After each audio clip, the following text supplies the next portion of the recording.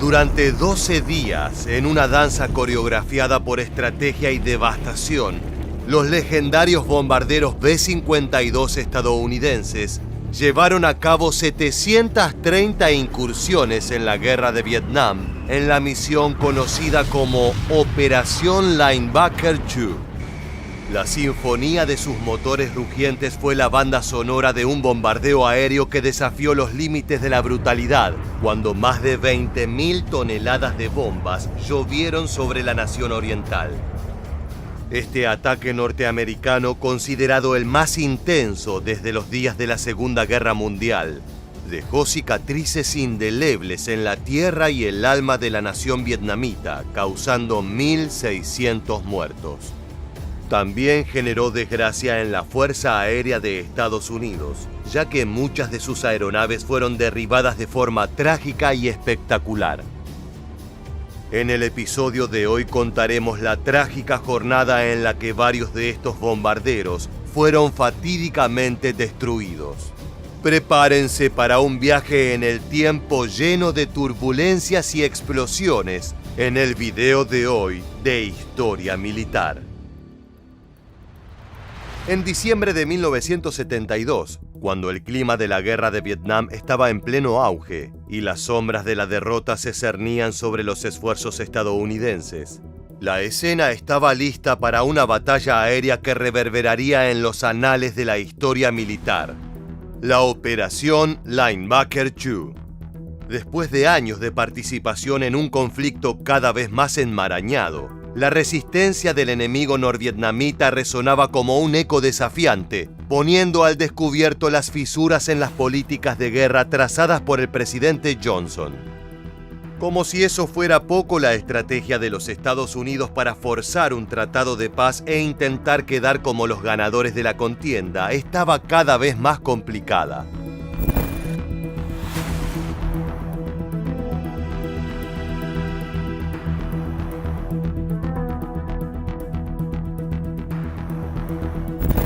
En París, las negociaciones de pacificación tambaleaban, mientras los líderes de Hanoi se aferraban a la convicción de que la victoria estaba al alcance de sus manos.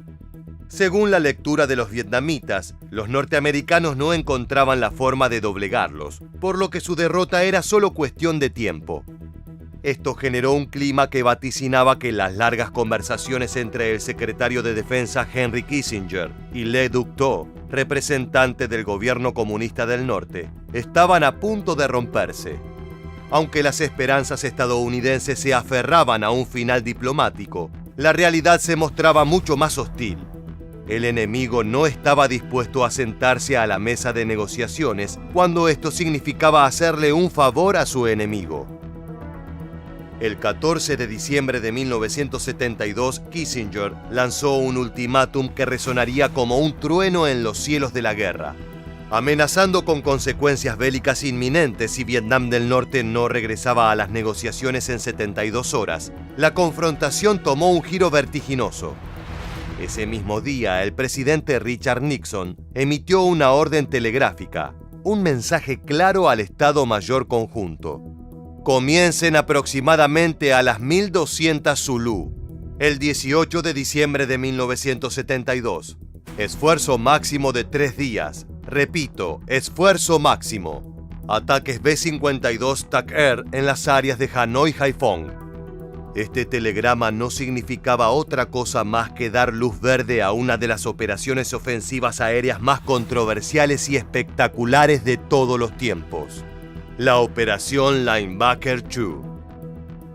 En los 11 días que siguieron, esta misión aérea desató una tormenta de fuego sobre Vietnam del Norte. 207 bombarderos B-52, majestuosos titanes de la aviación, se alzaron en un ballet coordinado de destrucción. Su misión era tan sencilla como contundente: cortar las líneas enemigas, desgarrar la maquinaria bélica y teñir el cielo con el coraje estadounidense. Antes de proseguir con el desarrollo de la misión, hablemos de la estrella técnica de esta estrategia. En los cielos, donde la historia se hace a través de espectaculares diseños con alas de acero, emerge uno de los titanes de la aviación militar norteamericana: el B-52 Stratofortress, un bombardero intercontinental capaz de transportar cargas nucleares a cualquier rincón del planeta. Esta aeronave es una maravilla tecnológica que desafía los límites del tiempo, siendo uno de los favoritos de las Fuerzas Aéreas norteamericanas al día de hoy. Con sus 8 rugientes motores, este coloso de fabricación estadounidense se erige como un símbolo de potencia aérea, parte permanente en las estrategias de los teatros de operaciones globales aéreas. Diseñado en la década de 1950 como un bombardero intercontinental, el B-52 se convirtió en la quinta esencia del poder aéreo de las USAF. Sus alas se extienden majestuosamente como un pájaro férreo sobre los cielos y lo ayudan a cargar con casi 40.000 kilos de munición. Su capacidad para volar a altitudes inalcanzables desafía la imaginación, ya que una de las características principales de esta pieza de ingeniería es que es capaz de lanzar un ataque certero desde una distancia al suelo que lo hace invisible al ojo humano desnudo. Pero el B-52 no es solo un coloso de fuerza bruta, sino que es una sinfonía de ingeniería táctica. Modificado con las últimas contramedidas electrónicas, desafía las defensas enemigas con una elegancia mortal. A través de décadas ha evolucionado adaptándose a las cambiantes demandas de la guerra moderna, manteniendo su estatus como un bastión invulnerable en el firmamento siempre que haya un combate aéreo. El Stratofortress no solo lleva consigo el estigma de la destrucción, también opera como un garante de la paz en las alturas, ya que es un embajador de la disuasión. Su presencia en el cielo es un recordatorio constante de la capacidad de respuesta implacable de Estados Unidos, por lo que tiende a desactivar más conflictos que los que protagoniza. En su diseño y función, el B-52 personifica la convergencia de la ciencia y el coraje, una obra maestra que ha escrito su propia epopeya en la historia de la aviación militar. Sin embargo, en diciembre de 1972, el terreno de las negociaciones había quedado atrás y las USAF, con la instrucción de las autoridades del gobierno norteamericano, decidieron lanzar una ofensiva con estos monstruosos bombarderos.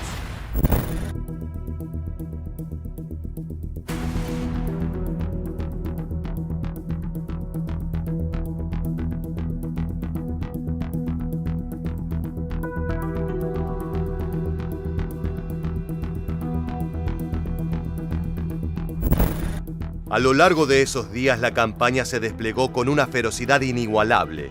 Más de 15.000 toneladas de bombas cayeron desde los cielos en 729 salidas de B-52, convirtiendo a la Operación Linebacker II como la más numerosa de la Guerra de Vietnam y de la historia norteamericana. Los objetivos eran precisos y estratégicos. Las bombas apuntaban a complejos de almacenamiento, patios de maniobras, puntos de transbordo y talleres de reparación, todos relacionados a la Armada vietnamita y en particular a sus fuerzas aéreas.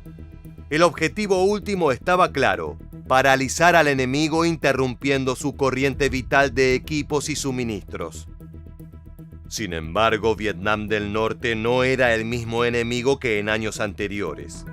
La defensa se había fortalecido con 145 cazas MiG soviéticos, 26 emplazamientos de misiles tierra-aire SA-2 Guideline y una red de artillería antiaérea.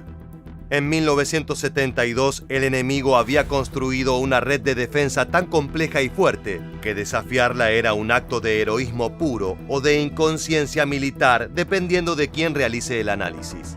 Lo que quedaba claro al analizar este reabastecimiento y desarrollo en las defensas de Vietnam era que estaba recibiendo fuerte apoyo logístico, técnico y civil de las dos potencias que enfrentaban a los Estados Unidos en la Guerra Fría. Así es, detrás de la nación oriental estaba el respaldo de nada más y nada menos que de China y la Unión Soviética. La Operación Linebacker II parecía no haber tenido en cuenta del todo estos apoyos. Sin embargo, las autoridades norteamericanas confiaban en sus espectaculares bombarderos. La línea de vuelo en Andersen AFB Guam estaba equipada con una flota imponente de 99 B-52G y 53 B-52D. En Utapao Royal Thai, Tailandia, se unían otros 54 B-52D listos para contribuir a la Sinfonía de Destrucción. La operación se ejecutó con precisión militar, con cada B-52 llevando consigo una cantidad espectacular de explosivos que buscaba disuadir a los vietnamitas y forzarlos a llegar a un acuerdo de paz, paradójicamente llevando la guerra al estadio más extremo posible. Los primeros días de la campaña no estuvieron exentos de desafíos para la USAF. Más de 200 misiles SAM enemigos iluminaron los cielos, buscando la destrucción de los B-52 y F-111, el modelo de aviones caza que oficiaba de guardaespaldas para los bombarderos. En el fragor del combate, el sargento Samuel Turner, artillero de cola del Brown 03, dejó su huella al derribar un MiG-21, escribiendo su nombre en la historia de combate del B-52. Hubo algunos daños colaterales en las aeronaves y en el cumplimiento de los objetivos, pero a pesar de las pérdidas, la operación continuó en una demostración de la determinación estadounidense de llevar adelante la misión. Sin embargo, al tercer día de la operación Linebacker II, se desencadenó la tragedia en el cielo de Vietnam. De las 99 salidas planeadas para los formidables B-52, solo 90 se materializaron y la oscura danza de la destrucción se cobró su costo de manera casi humillante para las USAF.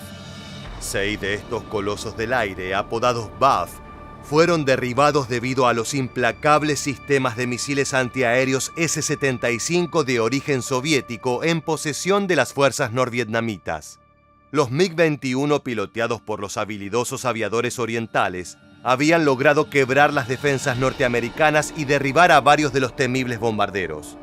2 B-52 modelo G y un modelo D sucumbieron en la primera ola, mientras que otros 3 encontraron su derribo en la tercera salida. Veamos material de la época que retrata la tragedia.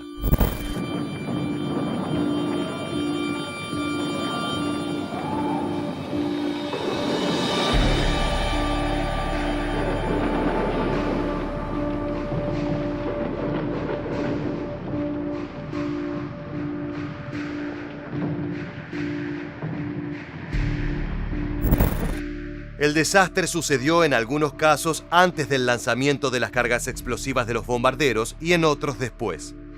4 aeronaves se precipitaron en los alrededores de Hanoi y fueron capturadas por el enemigo, y 2 lograron escapar de las garras de Vietnam del Norte, realizando aterrizajes de emergencia en otros territorios.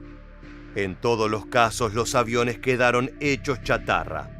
Lo más sorprendente fue que ninguno de los B-52G perdidos llevaba consigo las defensas del nuevo equipo SM-AN/ALT-22, que los hacía prácticamente inmunes al ataque antiaéreo de los aviones cazas enemigos.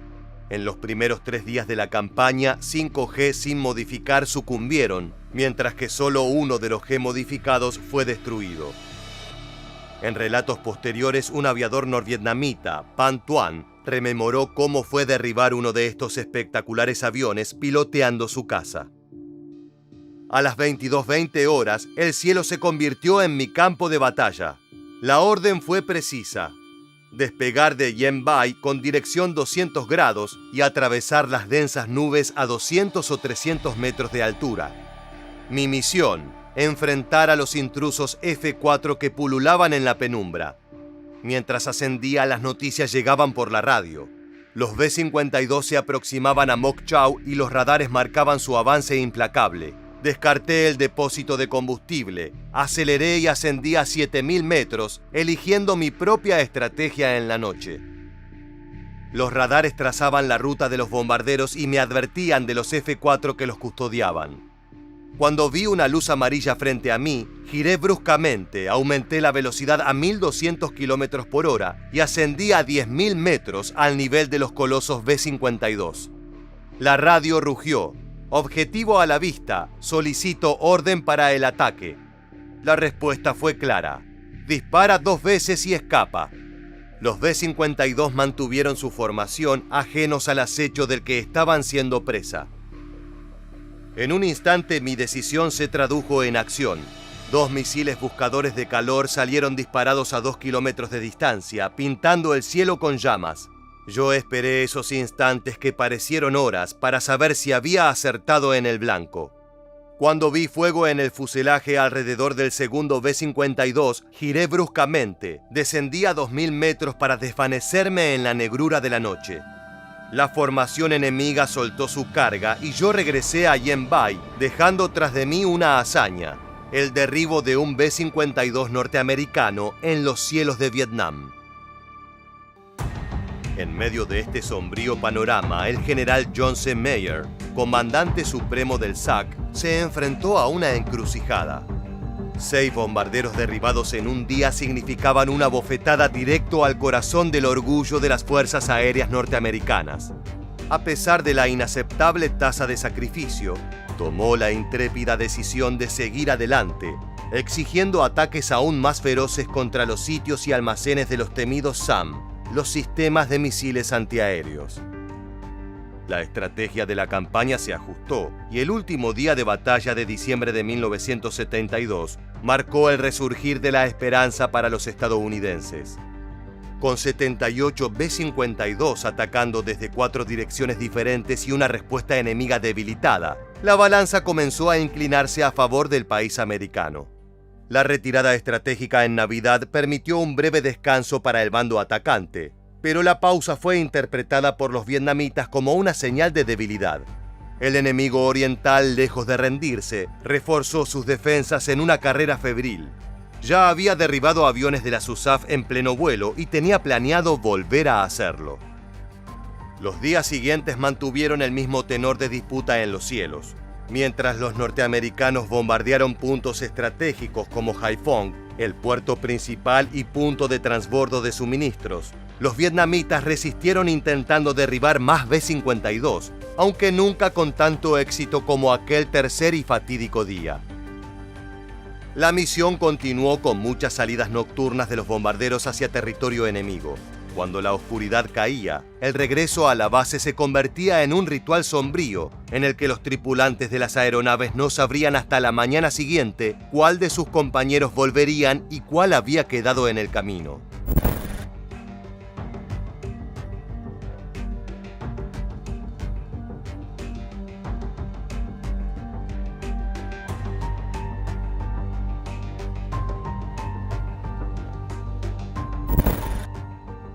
Las puertas abiertas de una tienda militar vacía y las pertenencias personales cargadas apresuradamente en una valija enviadas a las familias de un soldado que no iba a volver a casa eran una postal corriente en cada amanecer a lo largo de la operación Linebacker II. El oficial Wallingford, un soldado que fue testigo de aquellos días fatídicos, rememora con melancolía. Veías el remolque contiguo al tuyo vacío y sabías que esa tripulación no lo había conseguido. Cabe destacar también que los bombarderos Stratofortress desataron una lluvia mortífera de bombas que dejó un rastro de muerte y desolación. Más de 1.500 instalaciones militares, kilómetros y kilómetros de vías férreas, cientos de camiones y vagones de tren, el 80% de las centrales eléctricas e innumerables fábricas y otras estructuras quedaron fuera de servicio. A pesar de haber resistido valientemente a los ataques, algunas partes de Vietnam y su funcionamiento habían quedado reducidas a poco más que cenizas. Si bien las pérdidas de la Fuerza Aérea de los Estados Unidos no tenían precedentes, la devastación causada por los B-52 en Vietnam también marcó un capítulo de horror para el país oriental. Al menos 1.600 personas vietnamitas perdieron la vida, entre las que se destacan 287 que perecieron una noche infernal en Cam Tien durante una ofensiva. La mayoría de estas víctimas eran mujeres, ancianos y niños, todos civiles. En medio de los cráteres y las casas desmoronadas, una anciana, voz temblando, entonaba un cántico casi religioso. «Oh, hijo mío, ¿dónde estás ahora? Puedo encontrarte para enterrarte. Americanos, qué salvajes son». Escuchemos un testimonio de uno de los sobrevivientes.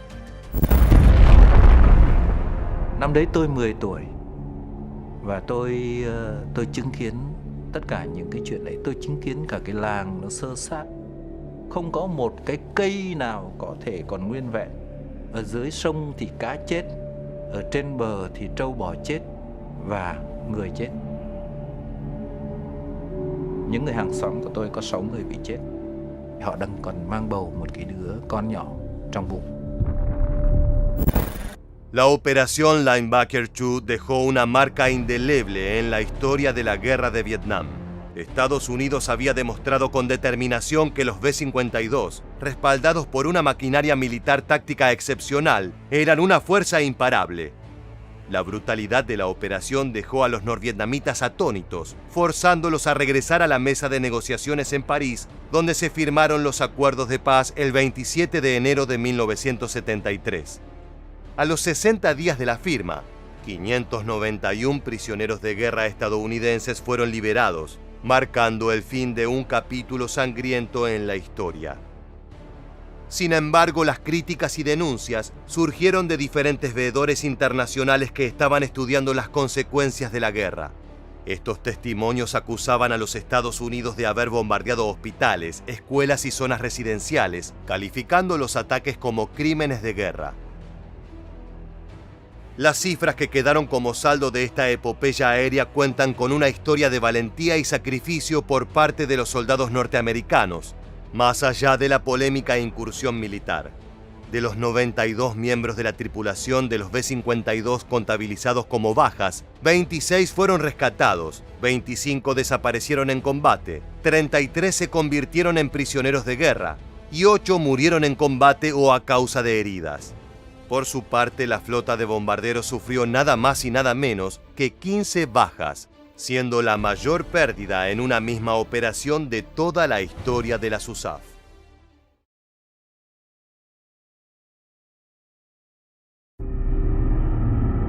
...30 de abril de 1975... Los tanques T-54 del Ejército Popular de Vietnam atraviesan las rejas del Palacio de la Independencia y las campanas del fin de la guerra resuenan en Saigón. La ciudad, alguna vez vibrante capital del sur, cayó entre humo, sirenas y la desesperación de quienes trataban de escapar.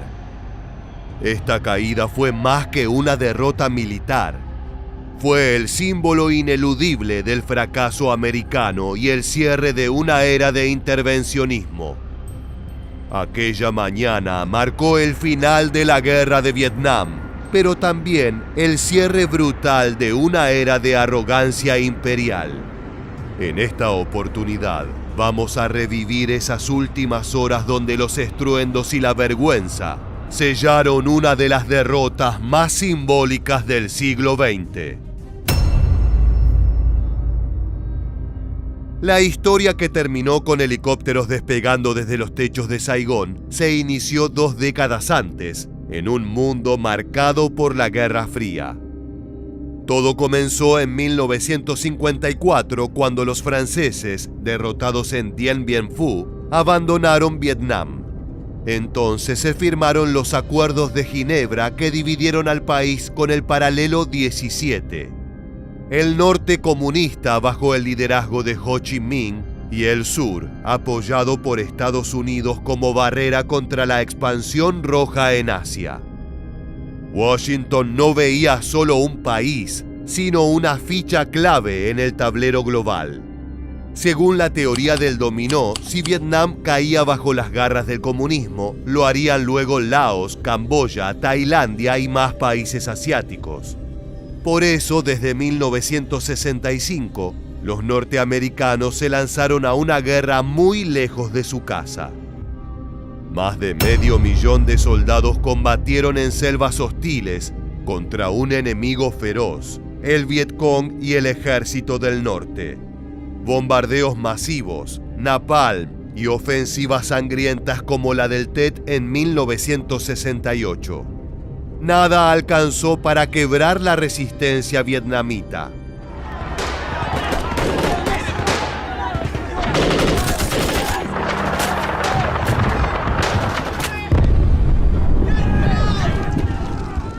El conflicto dejó más de 2 millones de vietnamitas muertos y más de 60,000 soldados estadounidenses.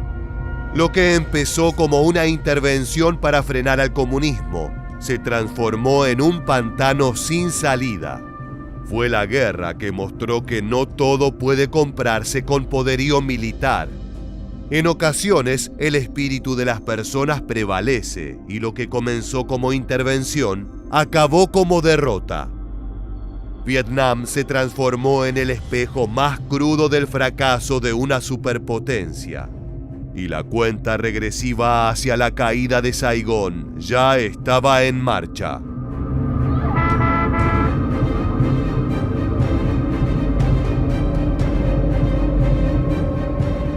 En 1973, los acuerdos de paz de París marcaron la retirada oficial de las tropas estadounidenses de Vietnam.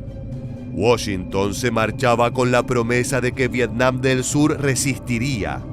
Pero las firmas en papel no blindan un país, y el retiro no trajo paz, solo expuso la fragilidad de un gobierno sostenido más por dólares extranjeros que por la lealtad de su pueblo.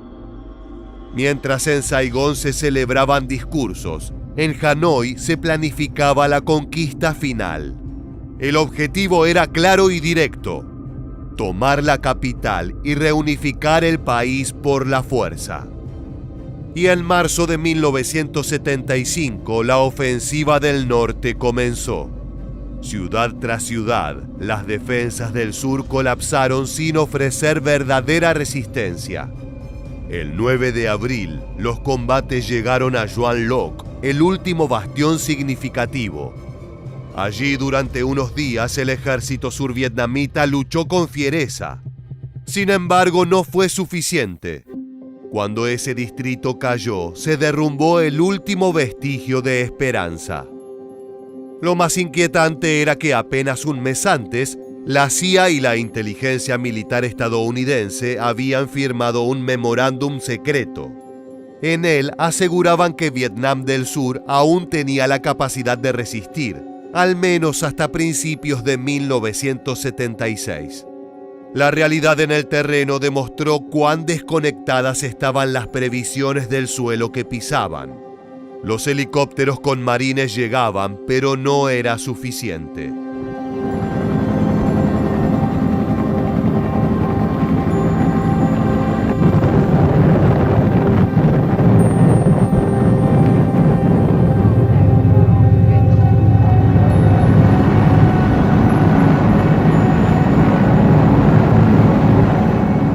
A medida que las divisiones del norte cerraban el cerco sobre Saigón, la moral del gobierno se desintegraban. El presidente Nguyen Van Thieu, abandonado por sus aliados norteamericanos, dimitió y huyó. El liderazgo político se convirtió en un desfile de fantasmas. La diplomacia ya no era una opción y Saigón estaba condenada. La ciudad, alguna vez conocida como el París de Oriente, se transformó en un campo de refugiados y miedo. Multitudes colapsaban las embajadas extranjeras. Familias enteras intentaban escapar por mar o por aire, aferrándose a cualquier esperanza de huida. Algunos vendían todo en cuestión de horas. Otros simplemente esperaban su destino. At daybreak on April 28th, South Vietnamese troops faced North Vietnamese commandos at the Newport Bridge. They were at the gates of Saigon.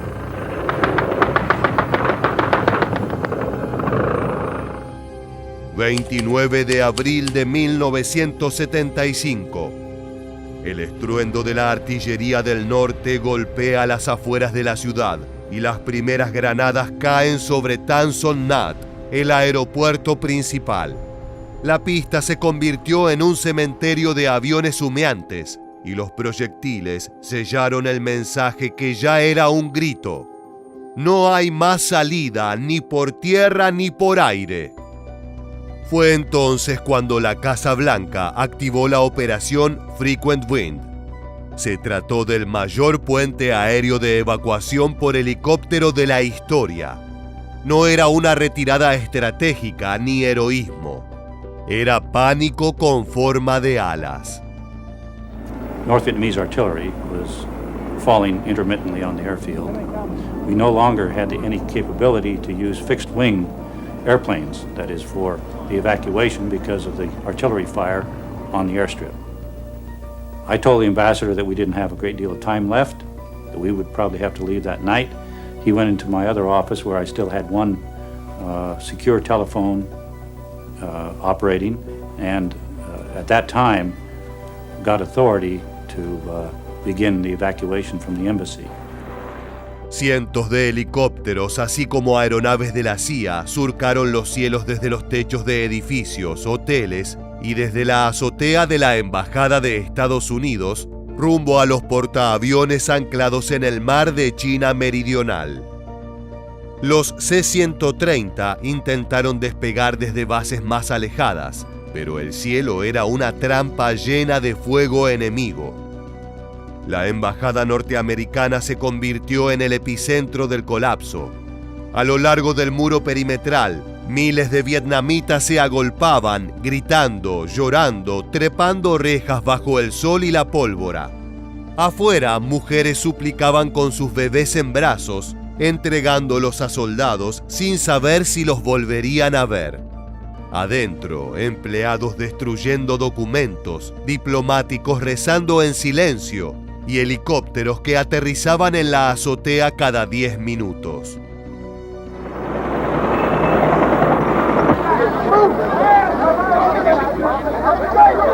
The embassy was completely surrounded by hundreds and hundreds of Vietnamese at the three entrances. Las imágenes en los techos capturaron la humillación de una superpotencia. Un helicóptero subiendo con un puñado de evacuados, mientras cientos quedaban atrás, convertidos en espectros de una promesa rota. Esta fue la foto que definió la guerra. Durante horas, el rugido de las hélices fue el único consuelo.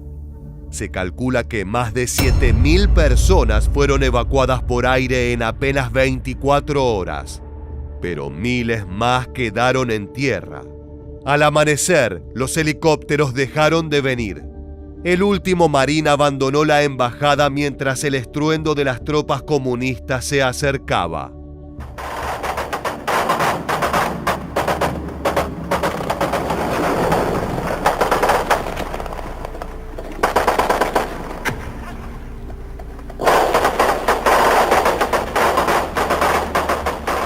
Finalmente el cielo se despejó, las puertas se cerraron y el silencio que siguió fue más brutal que cualquier explosión. El 30 de abril de 1975 a las 11:30 de la mañana, las puertas del Palacio de la Independencia se abrieron sin un disparo. Una columna de tanques T-54 del Ejército Popular de Vietnam rompió el portón de hierro y se detuvo frente a las escalinatas.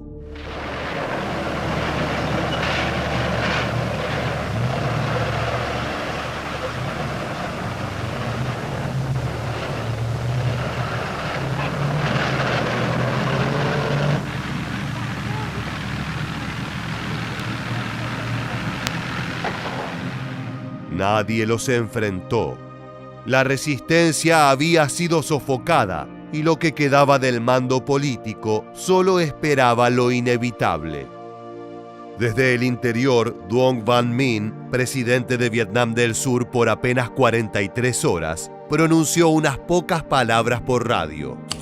Entregamos el poder incondicionalmente. Esperamos evitar más derramamiento de sangre.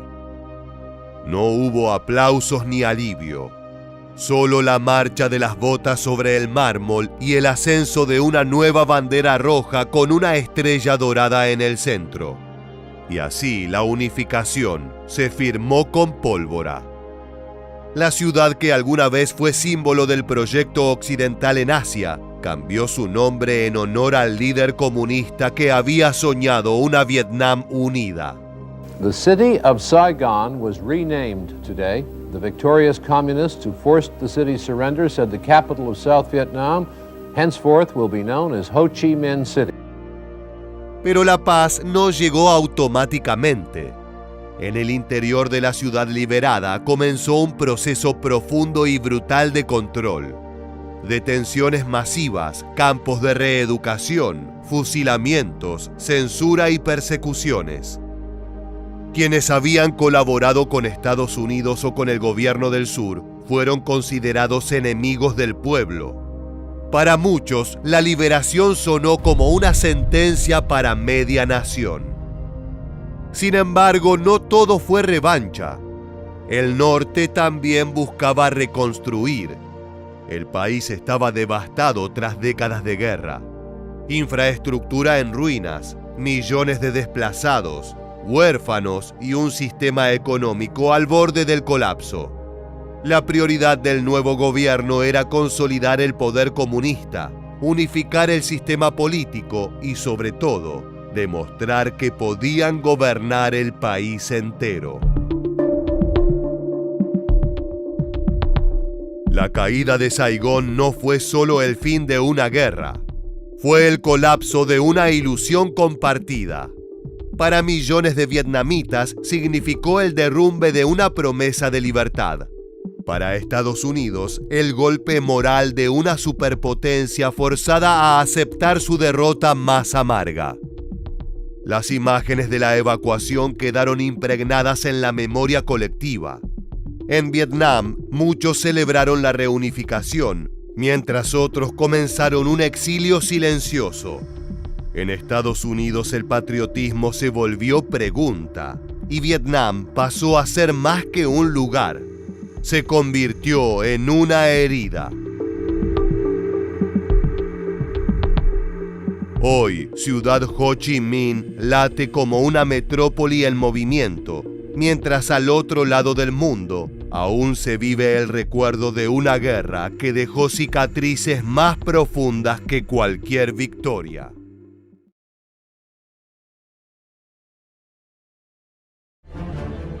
En noviembre de 1965, Vietnam conoció la potencia del fuego estadounidense. Hasta entonces, las batallas habían sido de baja escala y poco memorables. Se trataba de escaramuzas esporádicas, en las que se enfrentaban grupos poco numerosos que, luego de intercambiar algunas ráfagas de fuego, se retiraban a sus respectivos cuarteles a velar a sus muertos. Sin embargo, faltaba poco para que Estados Unidos demostrara por qué era una potencia bélica.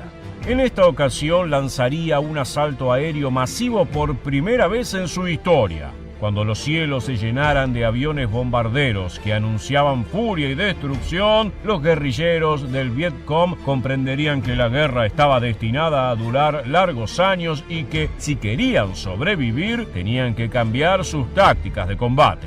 No te muevas de tu pantalla, porque en este nuevo episodio de Historia Militar te contaremos todo acerca de la feroz batalla de La Dang. Para comprender esta historia, tenemos que remontarnos al mes anterior. El 19 de octubre de 1965 se produjo un ataque sorpresa del Ejército Popular de Vietnam del Norte, es decir, de las tropas comunistas, sobre un campamento norteamericano en Plei Me, en la región central del país. Al cabo de unos días, el asedio fue contrarrestado por los estadounidenses apoyados por soldados survietnamitas, de manera que los roles se invirtieron. Los defensores pasaron a ser los atacantes y los soldados norteños tuvieron que huir hacia el valle de La Dang, que se hallaba en el límite con la nación de Camboya. Para los hombres del tío Sam, esta era una ocasión ideal para poner en práctica las nuevas tácticas desarrolladas por los altos mandos militares. De acuerdo a ellas, batallones completos de infantería serían transportados a través de helicópteros. Esto disminuiría el tiempo de transporte y movilidad de las unidades, al mismo tiempo que resolvería uno de los problemas centrales de la lucha en Vietnam. Los caminos estaban en malas condiciones y el terreno desnivelado y salpicado por espesas junglas hacía que las marchas a pie fueran lentas y engorrosas, sin contar con las trampas letales que les aguardaban a cada paso. Al viajar en helicóptero, buena parte de estos inconvenientes quedarían en el pasado. Por otro lado, los norteamericanos habían desarrollado una táctica de apoyo de artillería aérea, que consistía en que, momentos antes de que las tropas entraran en acción, un escuadrón de aviones sobrevolaría los cielos y lanzaría sus bombas sobre el enemigo, allanando el camino para la infantería. Los norteamericanos se prepararon para la batalla y en noviembre partieron hacia el valle de La Dan, a la casa de los norvietnamitas, donde quedaría demostrado si sus cálculos eran correctos. Los comandantes seleccionaron un terreno elevado en donde realizar los aterrizajes, el cual fue bautizado con el nombre código de Zona Rayos X. Sin embargo, desde el primer momento quedó claro que había serios problemas de logística, ya que los helicópteros escaseaban y cada uno de ellos podía transportar a nada más que 80 hombres cada media hora. El batallón completo tenía 431 efectivos, de manera que para llevarlos a todos se necesitarían 3 horas. Mientras tanto, los primeros en aterrizar estarían expuestos al ataque del Vietcong hasta que no llegaran los refuerzos. A pesar de lo arriesgado de la maniobra, los comandantes dieron el visto bueno al operativo y el 14 de noviembre los soldados del tío Sam comenzaron a llegar vía helicóptero al valle de La Dan. El traslado fue precedido por una intensa campaña de bombardeo aéreo que durante media hora hizo llover balas y fuego sobre el territorio. Poco antes del inicio de la batalla, los estadounidenses capturaron a un desertor de las filas comunistas que los alertó sobre el peligro que les aguardaba. De acuerdo al muchacho, había 3 batallones del Ejército Popular Norvietnamita en la montaña de Chu Pon, es decir, unos 1.600 soldados armados con fusiles Kalashnikov listos para aniquilar a los occidentales. En realidad, era cierto que los guerrilleros contaban con la superioridad numérica, ya que eran 2.500 y los norteamericanos apenas eran 1.000. Pero las cosas eran bastante diferentes a lo que aducía el desertor. Los norvietnamitas estaban severamente desorganizados y su comandante estaba supervisando un traslado de provisiones, de manera que nunca se enteró de la ofensiva estadounidense. Sus subordinados, al advertir que el enemigo estaba cerca, se lanzaron al ataque sin la menor coordinación. Fue así como, hacia las 11 de la mañana, comenzó la batalla de La Dan. La compañía Bravo, que era la vanguardia del ejército de Estados Unidos, aprovechó que los guerrilleros comunistas se movían de manera anárquica, ya que carecían de liderazgo, y avanzó sobre la montaña de Chu Pon. El combate fue feroz, con el añadido de que se produjo mientras los norteamericanos marchaban en subida hacia la cima del terreno. Las balas zumbaban por sus oídos y veían cómo sus camaradas, al ser alcanzados por un proyectil, caían al suelo y rodaban cuesta abajo.